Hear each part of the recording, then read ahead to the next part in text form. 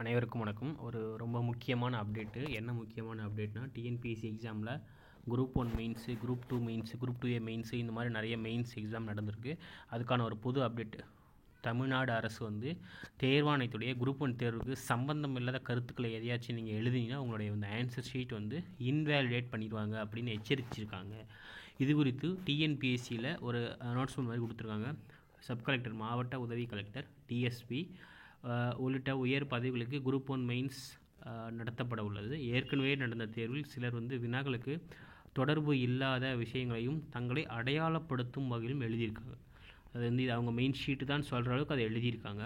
நடக்க உள்ள group 1, group 1B உள்ளிட்ட தேர்வு அவ்வாறு யாராச்சும் எழுதினீங்க அப்படின்னா உங்களுடைய விடை புத்தகம் பார்த்தீங்கன்னா பட்டை குறியீட்டை சேதப்படுத்தினாலும் அந்த QR கோடை பிறகு தெரியும்படி விடை எழுதுறது. ஸோ இது நீங்கள் தான் சொல்லி ஒரு காமிக்கிற மாதிரி ஏதாச்சும் எழுதிங்கன்னா மற்றவர்களின் விடை குறிப்பை பார்த்து எழுதுறது. ஸோ இந்த மாதிரி சில இதெல்லாம் மால் ப்ராக்டிஸ் பண்ணிங்கன்னா அவங்களுடைய மெயின்ஸ் பேப்பர் செல்லாத ஆக்கப்படும் சொல்லுவாங்க. இது ஏற்கனவே இருந்திருக்கு. இப்போ சீரியஸாக இந்த அப்டேட் கொடுத்துருக்காங்க. என்ன ரீசனாக மேபி எதனால் இஷ்யூ ஆகிருக்கும், அதனால தான். ஸோ நீங்களுமே குரூப் 2 மெயின்ஸ், குரூப் 1 மெயின்ஸ் எழுதும்போது அன்வான்ட் ஆன்சரையும் எழுதாதீங்க, சரிங்களா? ஆல் தி பெஸ்ட், நல்லா பண்ணுங்கள். நம்ம சேனலில் குரூப் 4 எக்ஸாம் டிஎன்பிஎஸ்சிக்கான ப்ரிலிம்ஸ் எக்ஸாமினேஷன் ஜிகேக்கான சீரிஸ் ஸ்டார்ட் பண்ணியிருக்கோம்.